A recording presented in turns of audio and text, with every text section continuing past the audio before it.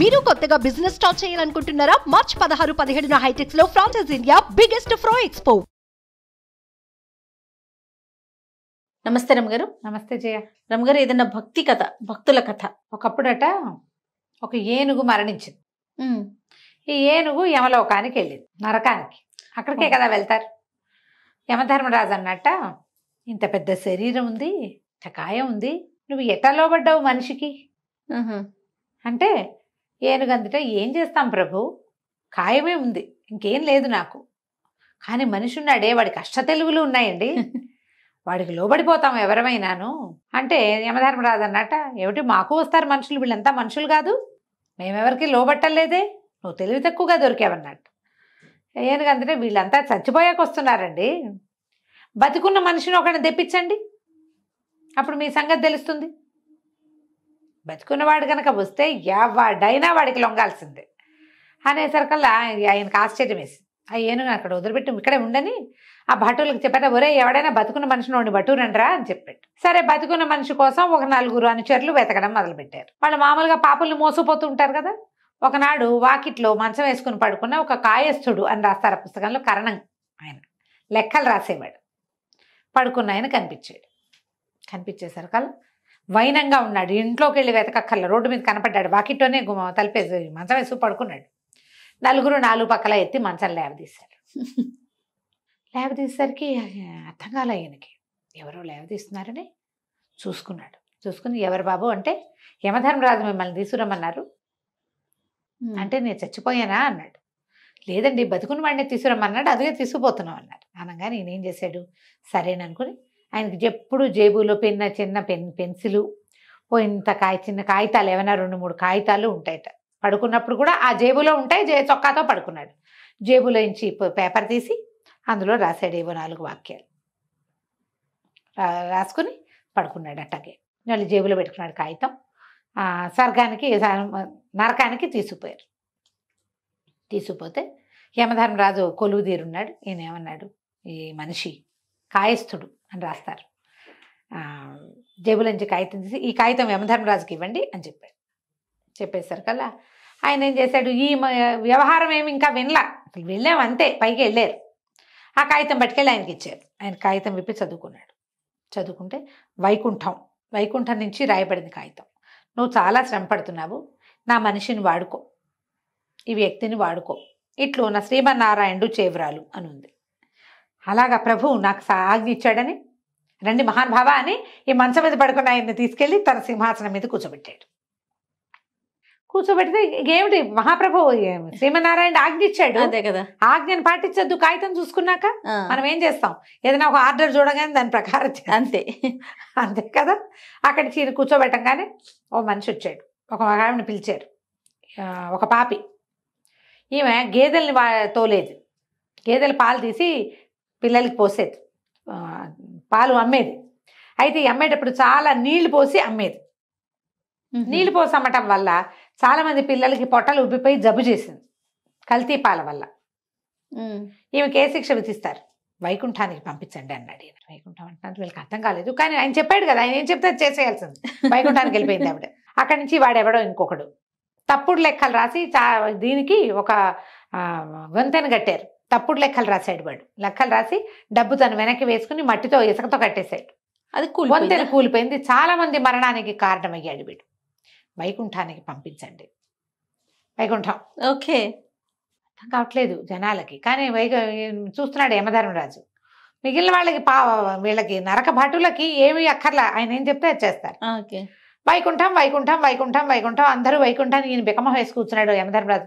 అందరూ వైకుంఠానికి వెళ్ళిపోతున్నారు, ఏమిటి చేయాలి మనం ఇప్పుడని. ఈ లోపల ఏమైంది, వైకుంఠానికి క్యూ పెరిగింది. నరకలోకంలోకి వచ్చే పాపల క్యూ ఎంతుందో వైకుంఠానికి వెళ్ళే క్యూ అంతుంది.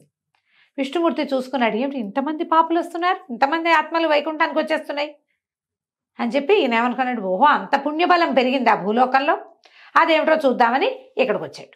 విష్ణుమూర్తి నరకంలోకి వచ్చి యమధర్మరాజుని అడిగాడు, ఏమిటి ధర్మరాజా ఇంతమందిని పంపిస్తున్నారు, ఇక్కడ ఏమైనా కొత్త దేవుడు వెలిసాడా, ఏ రకంగా వీళ్ళందరినీ వైకుంఠానికి పంపిస్తున్నారు అని అడిగేసరికల్లా, ప్రభు అది నా పని కాదండి, మీరు పంపించారు కదా లెక్కల వ్రాతగాడిని ఒకడిని, ఆయన పని. నేను పంపానా అన్నాడు. అవునండి అనేసరికల్లా ఈయన అడిగాడు, కాయస్థుణ్ణి విష్ణుమూర్తి. నాయన నిన్నెవరు పంపారని? తమరే ప్రభు అన్నాడు. నేను పంపానా నిన్ను అన్నాడు విష్ణుమూర్తి. మరి నా బాబు పనే అది, మా నాన్న వల్ల అయినా అవుతుందా నన్ను ఇక్కడికి పంపటం? మీరే తలుచుకుంటే అదే కదా ప్రభు అయ్యేది. భగవంతుడు తలిచిందే కదా అవుతుంది. నన్ను నరకలోకానికి పంపించారంటే అది నా వల్ల అయ్యే పని కాదుగా, భగవంతుడే చేశాడు. అయిందా? అక్కడి నుంచి ఈయన ఆశ్చర్యపోయి ఎలా తెలిసిందంటే ఇగో ఇలాగా. సరే అయితే పొరపాటున వచ్చావు, నువ్వు వెళ్ళిపో అన్నాడు. అదేంటి? భగవద్గీతలో ఏం చెప్పబడింది? నా ధామానికి ఎవడైతే వస్తాడో అక్కడి నుంచి నివృత్తి లేదు, వాడు వెనక్కి వెళ్ళాడని చెప్పావు. భగవద్గీతలో నుంచి ఆ వాక్యం తీసేయండి మీరు. తమరు చెప్పిందే కదా, నన్ను పొందిన వాడు ఇక వాడి వెనక్కి తిరగడు. నేను నిన్ను పొందాను, ఇదిగో నిన్ను పొందిన తర్వాత ఇక నేను వెనకెట్టా వెళ్తా, వాక్యం తీసేయండి అనగానే గతుకమన్నాడు భగవంతుడు కూడా. ఇప్పుడు స్వర్గం ఈ వైకుంఠం అద్భుతమైందని విన్నారు, అక్కడికి వెళ్ళిన వాళ్ళు ఎవరు వెనక్కి రారు, ఆల్రెడీ జనం వచ్చేసారు, వెళ్ళిపోయారు వాళ్ళంతమంది. వాళ్ళకి నివృత్తి లేదు, నేను నిన్ను ఇప్పుడు పొందాను కదా, దానికి నివృత్తి లేదు. సరే భగవంతుడు అన్నాడు, సరే ఎంత పాపాత్ముడైనా వైకుంఠానికి వచ్చాక తిరుగులేదు, కానీ నువ్వు ఇలాంటి పని ఎందుకు చేసావు? ఇలాంటి పని ఎందుకు చేసావు అంటే, అవును నాకు అధికారం వచ్చింది. మనిషి అంటున్నాడు నాకు అధికారం వచ్చింది, నేను మంచి పనే కదా చెయ్యాలి, వైకుంఠానికి పంపడం కంటే మంచి పని ఇంకొకటి ఉందా లోకంలో?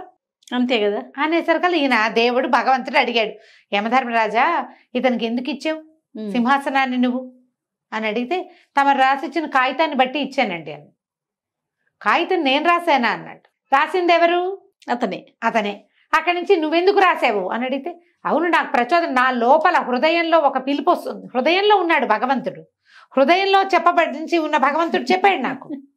బాగుంది. ఇప్పుడు ప్రాణుల హృదయంలో ఉంటానని వాక్యం చెప్పావు కదా నువ్వు భగవద్గీతలో, ఆ వాక్యం కూడా తీసి నా హృదయంలో ఉన్న నువ్వు ప్రచోదనం కలిగించావు నాకు, వాక్యం రాయి అని. నేను వాక్యం రాసా, ఆయన ఒప్పుకున్నాడు, నన్ను ఎక్కించాడు, నేను పంపిస్తున్నాను. అధికారం ఉన్నవాడు చేయవలసిన పని ఏంటి? మంచి పని చేయాలి, అదే చేశా. ఇప్పుడు ఆ వాక్యం ప్రాణుల మనసుల్లో నేను ఉంటాను అనే వాక్యం ఎట్ట తీసేస్తాడు? అసలు సాధ్యం కాదు కదా. సాధ్యం కాదు. అక్కడి నుంచి ఈ కాగితం నువ్వు తెలుసుకోలేదా, నువ్వెవరివి అంటే మనిషిని నన్ను తీసుకొచ్చారు. ఈయన నిర్ఘాంతపోయాడు. ఒరే వీడు ఎక్కడి నుంచి వచ్చాడురా అంటే, పడుకున్న మనిషిని తీసుకురమ్మన్నారు కదా మీరు, మనిషిని తీసుకురమ్మన్నారు కాబట్టి ఇక మనిషి వచ్చేసాడు పైకి. అప్పుడు ఇంకా భగవంతుడు ఏమన్నాడు, సరే నీకు అవకాశం వచ్చింది, నువ్వు నన్ను చూసావు, నీకు అవకాశం లభించింది, నువ్వు నాతో రా అన్నాడు. నాతో రా అంటే ఇతను అన్నాడు, నేను అట్లా రాను, ఏనుగు వల్ల నేను ఇక్కడికి వచ్చాను. బాగుందిగా పాయింట్, సూపర్. ఏనుగు ఇట్లా చెప్పింది కాబట్టి ఇప్పుడు పాయింట్లో ఏమేమి కలిసినాయి? యమధర్మరాజుకి ఏనుగు చెప్పింది, నువ్వు బతికున్న మనిషిని తెస్తే నీ సంగతి తేలుతుంది అని. అవును, వీళ్ళు బతికున్న మనిషిని తెచ్చారు. ఈ వచ్చిన వాడు బతికున్న మనిషి అని వాళ్ళు చెప్పలా, కాగితం ఇచ్చేశారు ముందు. కాగితం చూసుకుని ఫాలో అయిపోయి ఎక్కిచ్చేసుకున్నారు. ఇప్పుడు తెలిసింది. ఇప్పుడు భగవంతుని చేరిన వాడు భూలోకానికి వెళ్ళడు, భగవంతుని చేరిపోయాడు ఆల్రెడీ. సరే నువ్వు నాతో వైకుంఠానికి రమ్మంటే నన్ను ఏనుగుని తీసుకొస్తేనే నేను వస్తానన్నాడు. అందరూ ఏనుగుని అడిగారు. ఏనుగు నువ్వు కూడా వస్తావా వైకుంఠానికి అంటే, నా సోదరులంతా ఇక్కడే ఉంటే నేను ఎటా వస్తాను అంది. అప్పుడు భగవంతుడు అన్నాడు, సరే అందరూ పదండి వైకుంఠానికి, మనం వెళ్ళిపోయాక యమధర్మరాజు ఆయన బాధ ఆయన పడతాడు. బాగుంది. గుంపంతా పోయారు. వీళ్ళందరూ కలిసి భగవంతుడితో కలిసి వైకుంఠానికి వెళ్ళిపోయారు. అధికారం ఇది కల్పిత గాథమ్మా. అధికారం వస్తే చేయవలసింది ఏంటి? మంచి, మేలు. ఏది అద్భుతమని నీ జీవితానికి అద్భుతమైన విషయంగా నువ్వు భావిస్తావో అది అందరికీ ఇవ్వాలి. చేయకూడదు ఏంటంటే అధికార దుర్వినియోగం చేయకూడదు. మనం ఇప్పుడు ఏం చేస్తున్నాం? లోకులందరూ ఏం చేస్తున్నారు? ఈయన వాక్యాలు చెప్పాడు చూడు, హృదయంలో భగవంతుడు ఉంటాడు, అతన్ని విను. అతను నిన్ను అబద్ధం చెప్పమనడు, అతను నిన్ను చంపమనడు, చెడు చేయమనడు, మోసం చేయనడు, కొండేలు చెప్పమనడు. ఏం చేయమంటాడు? మంచి చెయ్యి అని చెప్తాడు. లోపల ఉన్నవాడు చెప్పేది ఏంటి? అంతే, మంచి. మంచి సరైన పని. ఏది సరైంది? నీకు ఏది సరైందో, నీకేది సంతోషాన్ని కలిగిస్తుందో అదే నువ్వు ఇతరులకు ఇవ్వాలి. ఇతరులకు ఇస్తే నీకు సంతోషం కలిగేది కాదు. అది నీకు జరిగితే నువ్వు సంతోషంగా ఫీల్ అవుతావు అనుకో, అది వాళ్ళకి జరపాలి కదా. అధికారం లభిస్తే చేయవలసిన పని ఏంటంటే మంచి ఈయనకి యమధర్మరాజుగా అయ్యే అవకాశం వచ్చింది. పాపల్ని వేయించండి గీయించండి అనకుండా మళ్ళీ పుట్టుకలేని చోటికి పంపించేశాడు. అది చక్కగా ఉన్న వాళ్ళందరినీ పంపించేశాడు. కల్పిత గాథ యాక్చువల్గా ఇది. కానీ ఎంత అద్భుతంగా ఉందో రమ్మగారు. ఎంత బాగా రాశాడు చూడు. చాలా చాలా బాగుంది. ఎక్కడ ఏమి చేయకూడదు, నువ్వు ప్రయత్నం చేయి సాధ్యమైనంత. ఎప్పుడో ఒక్కొక్కసారి మనం అధికారాలతోటి ఇబ్బంది పడతాం. కత్తి మీద సాము అధికారం అంటే. ఆ కాస్త ఇబ్బంది పడ్డప్పుడు పడు, కానీ అవకాశం ఉన్నప్పుడు సహాయం చెయ్యి, మంచే చెయ్యి అని. కంచికి మనం ఇంటికి. నమస్తే అండి. నమస్తే.